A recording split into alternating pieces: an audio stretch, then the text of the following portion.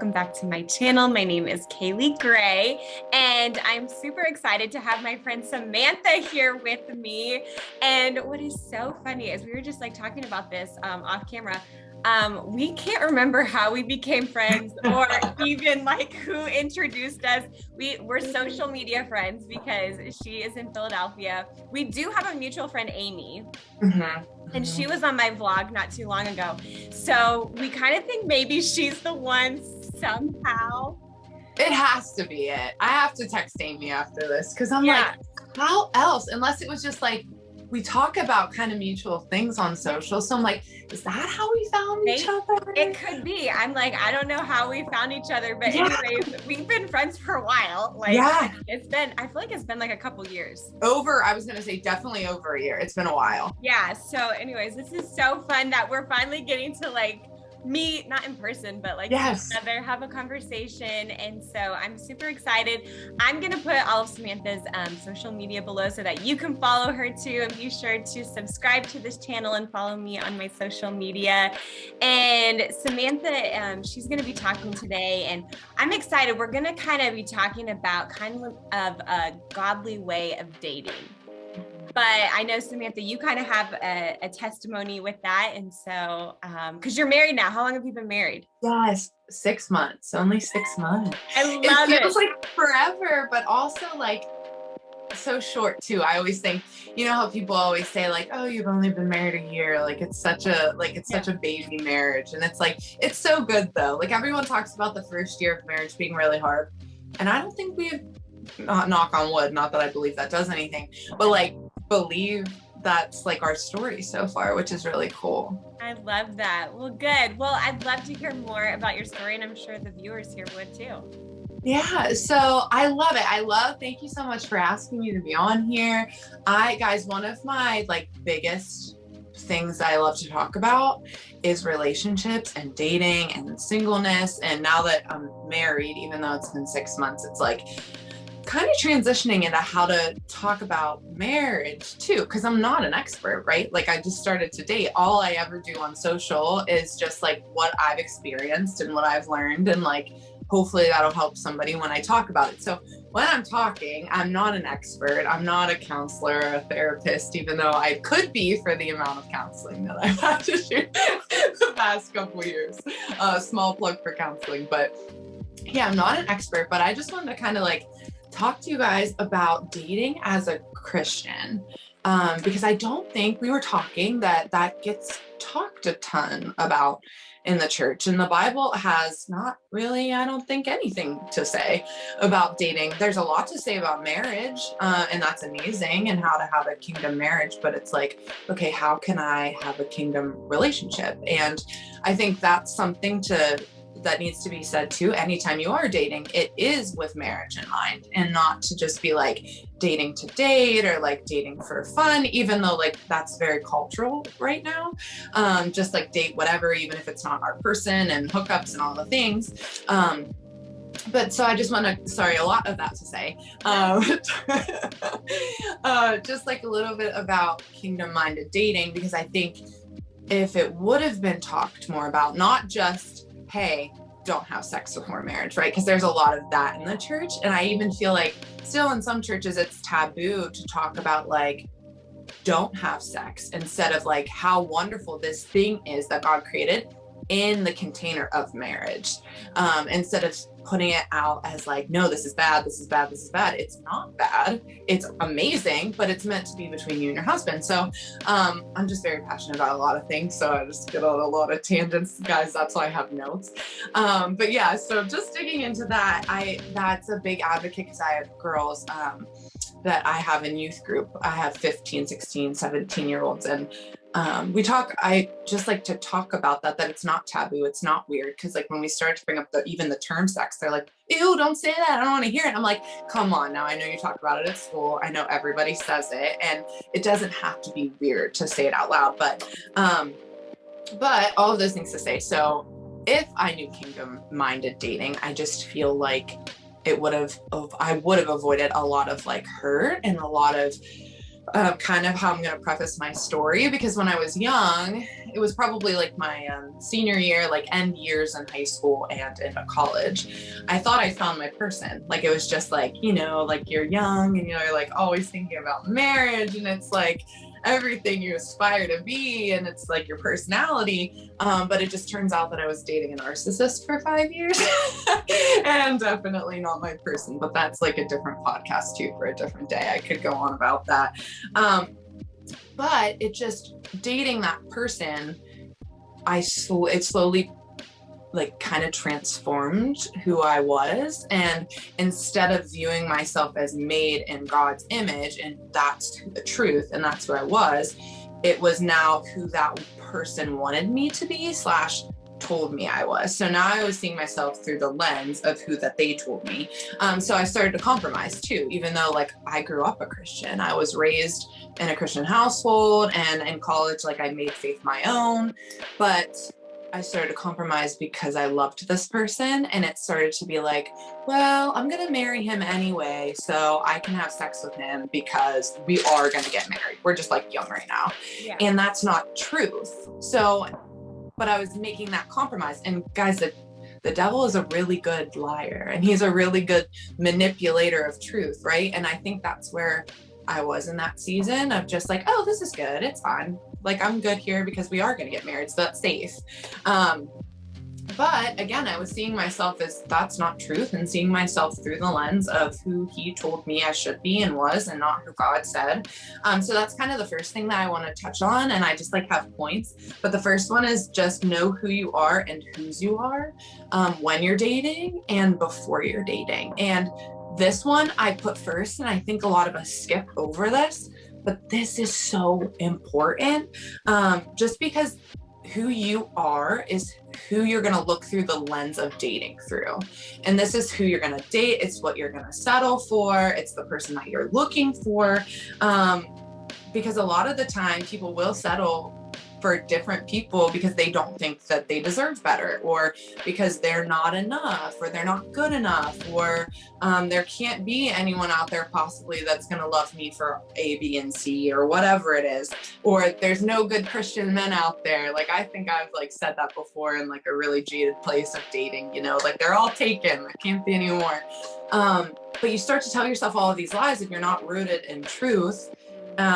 But if you work on yourself first, and I think this is huge, I spent years after that 5-year relationship, just like God had me pretty isolated, not like from like friends and family and things, but I think in like a dating season, like there were guys that I would like talk to, but I was very quick to be like, nope, like that's just not it. And not in a like a judgmental way, but in a way that was like, no, that's not where God's calling me in that season. So I think that in that time, and I think when we're wishing to be in a relationship, right, that alone time can seem so intimidating and so scary. And you're looking around at everyone that has what you have and what you want, right? And you're on this timeline of everyone says, like, if you're not dating and married by 30, like your life's over. And it's like, who even told us that? And we're in this rush, right? But if you're not dating from a place where you know, because God says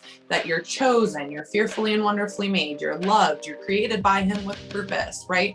All of these things that are truth, and viewing yourself through that lens of truth and start to see yourself that way, then you're going to raise the bar on who you allow in your life, who you date, even as you operate. And I was just telling my youth group girls this, like, a lot of people on this earth don't even fully walk in who God created them to be because they don't even believe who he called them to be, if that makes sense.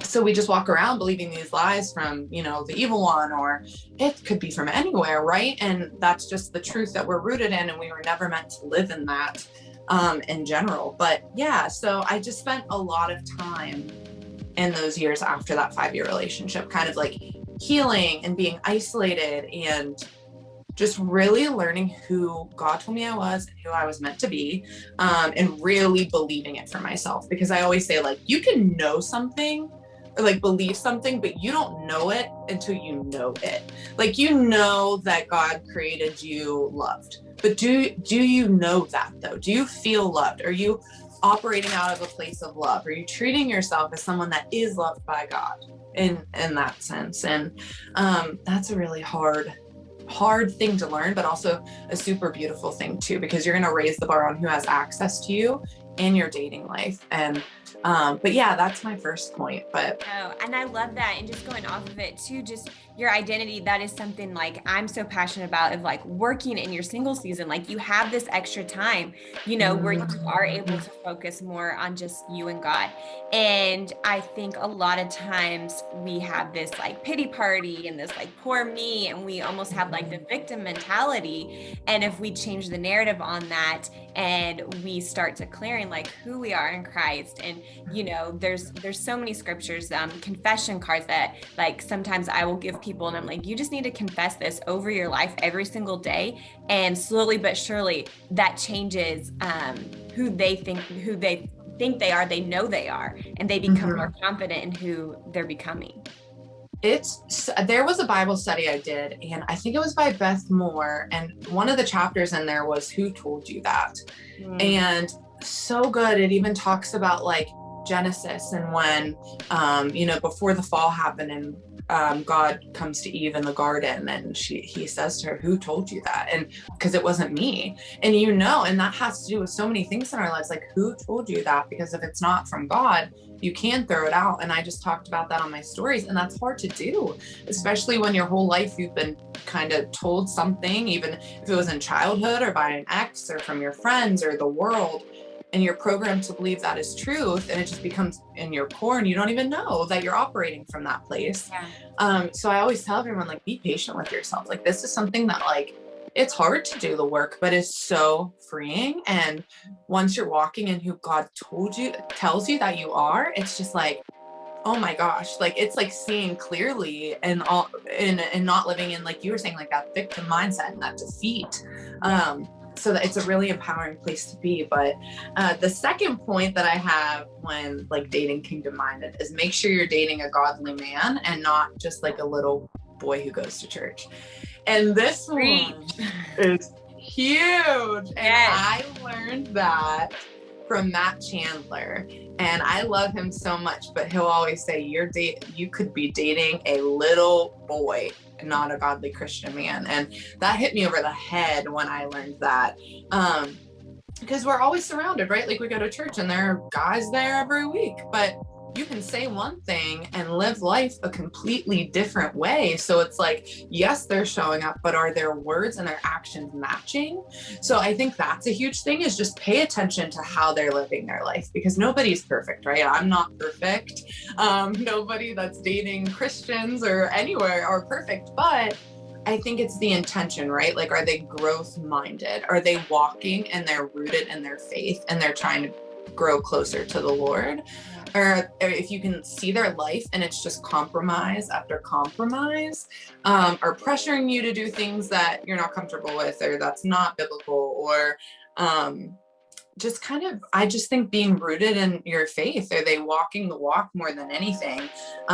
Because I think this is like a really big statement, but I always say this. I just think the second biggest decision besides giving your life to Christ is who you're going to spend the rest of your life with. I say the same thing, because it's like forever. And that's it's your life. And I think we can get caught up so much when we're on this earth, but we have one job when we're here, like as Christians, to further his name. And I think we forget that. So then we get caught up in dating. But so when you're bringing this extra person into your life to spend the rest of your life with, that's why it's talked about, like, being equally yoked is so important. That's the person that's going to encourage you and speak truth into your life and support you through whatever it is that God's called you to do. And you're called to when you're in partner with that person, to support them and to encourage them in the word. And people ask me all the time, like, can I date people that aren't Christians or whatever? And I just want to say, like, Christians or not Christians, I'm just here to tell you that this is one of my favorite things to say too, is don't be Bob the Builder in relationships, because it's not worth it. And I was Bob the Builder for so many years, for like 6 years, and then in other relationships. And that's not to say like God is amazing. And if that person would give their life to Christ or have their heart changed, nobody is too far from God to, you know, redeem. But you don't know, and it's not guaranteed going into that relationship or going into a marriage with somebody, that thing that you want to change or you pray to change might not ever change. And you're going into that covenant marriage with someone. And it's really, so that's just my biggest piece of advice is do not play Bob the Builder in relationships, because you can love someone so much and want the best for them. But if they don't love themselves and want what's best for them either, you can't really change that. But it was during that toxic relationship when I was at church, that's when it came to that realization of the Bob the Builder. I was in the relationship and I would go to church by myself, and I would sit in the, you know, second row and just think to myself, like, do I want to do this alone for the rest of my life? Like, do I want to be sitting alone in church for the rest of my life? And then I would think, like, just imagine yourself and you have kids with this person, and then they see dad sitting on the recliner on Sunday morning and they're throwing a fit because why do I have to go to church if dad's not going to church? Yeah. And that thought terrified me, because I was like, my faith is something I'm so passionate about. I mean, it's who I am. It's how everything. Yeah. And I want someone that celebrates that with me. And I think when I came to that realization that day in church, it was like the turning point in that relationship of just like, wait a minute, this might not ever change, and you might do this alone forever. So that's something, you are young, you're 20-some years old. This can change right now, but you have to make the decision. And it's just really funny because my now husband was sitting in the front row of church, and I can tell you guys the story later, but I would just like look at him sometimes during services and be like, if there's a guy out there that comes to church by himself and raises his hands during worship and looks like that, why am I settling?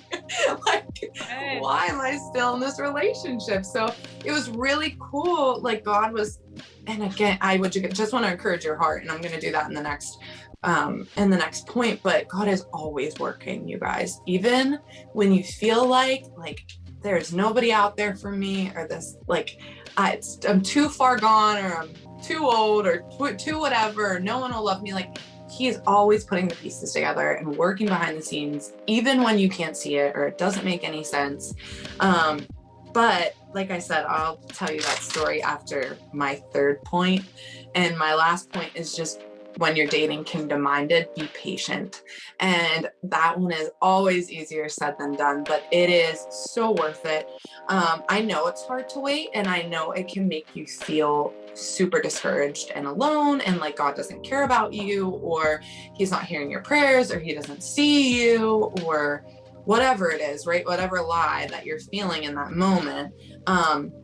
I would just want to encourage you to like lean into him when it's most painful, because I think that's most important, because he wants you to draw near him in those moments.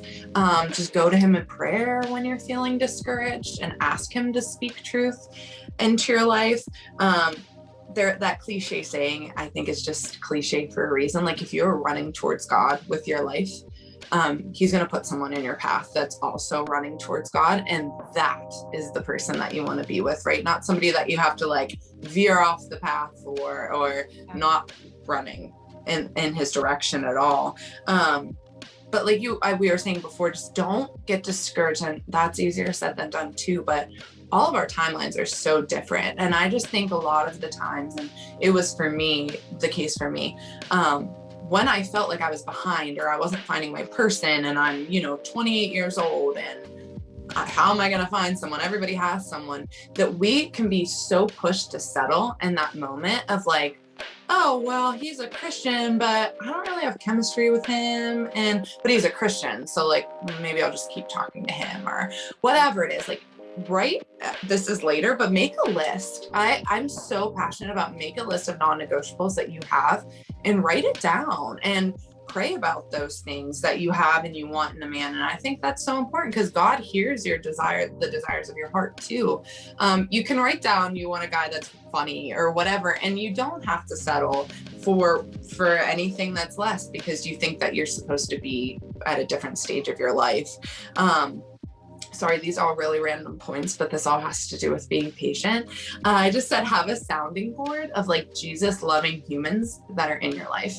And I think that was a huge part of my singleness season of when I was discouraged. I had people speaking truth of like, you're allowed to feel all of these things, right? You're allowed to feel discouraged and in pain and all of the things, but to know that God's truth is always truth and he hears you and he's always working things together and keeping me and encouraging you on the path too of it's okay to be here right now. And we're going to get through this together because you're whole right now. And I think a lot of us forget that, like, you're not half of a person without another person. Like marriage is beautiful when two whole people come together, not two kind of like unhealed people looking to fill with each other.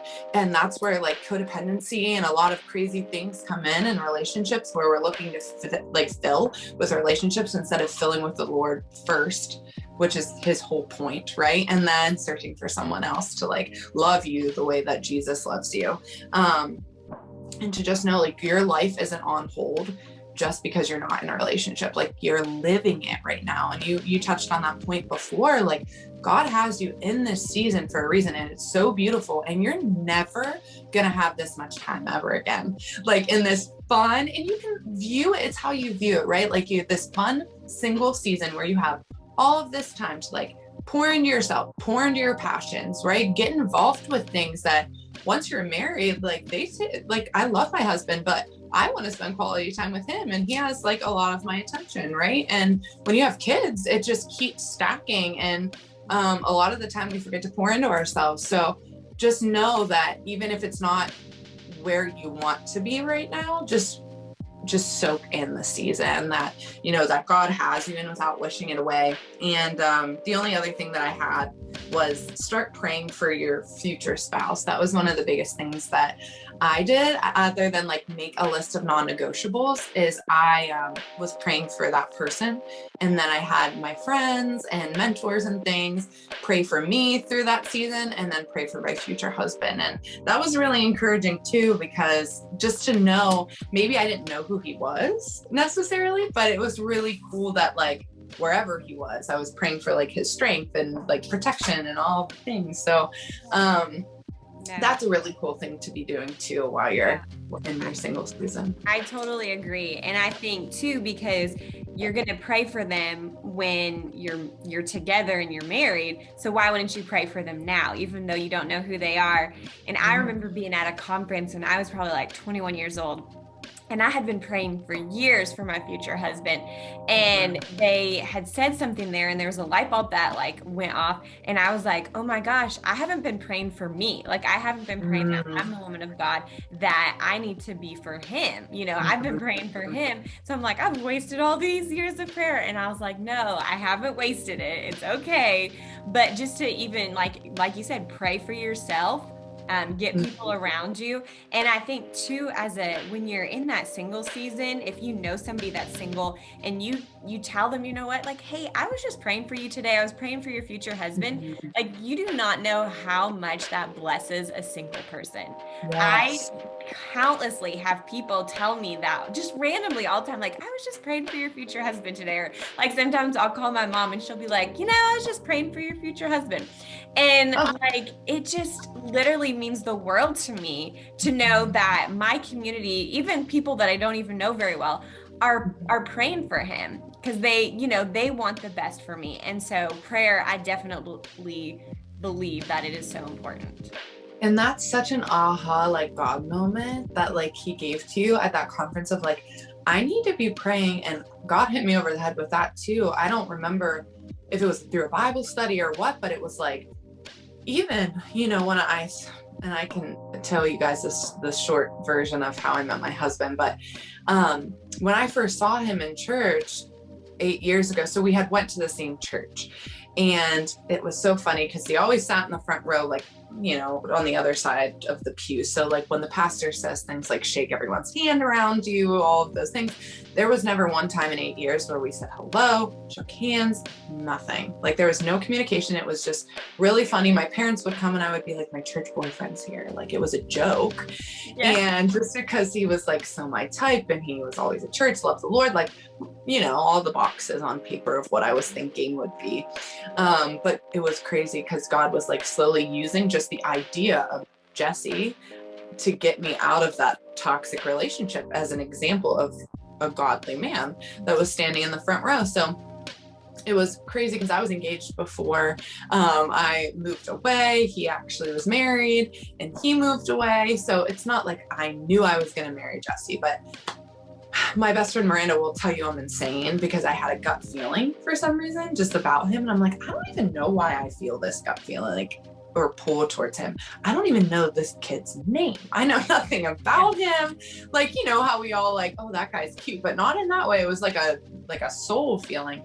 And this has been years and he had moved and I didn't even know he was married and all of these things. So I ended my engagement. He actually ended up ending his marriage for a couple reasons. And I downloaded Hinge and he popped up and I was like, what?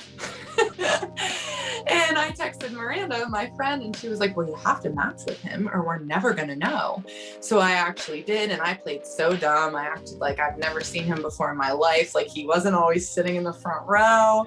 And he told me he went to, you know, Grace where we go to church. And I was like, oh, no way. That's where I go to church. And he's like, yeah, I go on Saturdays. I was like, oh, me too. That's so weird.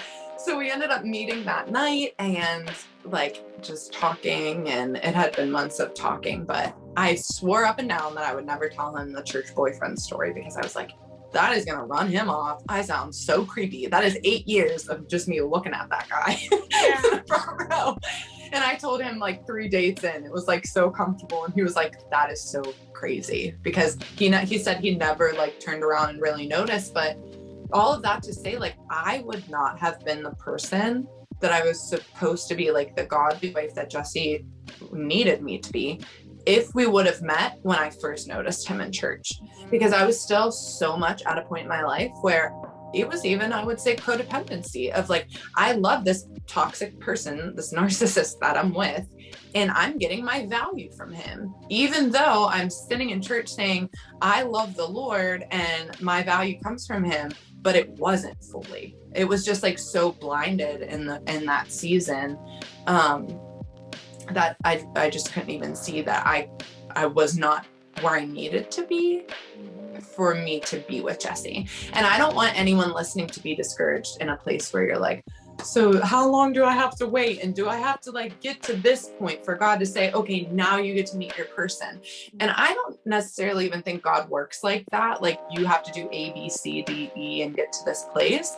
But I think he loves us so much and knows what's best for us and wants what's best for you with or without someone else. And I think we get so caught up in how romanticized love is, that it's just so blown up. And guys, I have been, like I said, married for 6 months. He's my dream man, but I'm here to tell you right now, love is in the context. I just think it's so romanticized and overrated where we have it, that it has people second guessing their lives without like having someone else. And it's amazing. And God blessed me with that. And it's wonderful, but to use that as a place of like building your whole life on like the altar of marriage, I think that is where we get kind of confused and our identity gets crazy. And so yeah, I don't know. I just have a lot of random things. I love it. No, I think this was so encouraging and just practical too. Just like you gave so many great analogies and just tips too. Just like it's so important to find our identity and being rooted in Christ, and just even praying for that future person And just knowing, I think too, like, you know, no single loves this saying, but you know, it's going to happen when you least expect it. But I think when you fully surrender to God and you are content in that season and you are having fun and just, you know, working on those passions that you have.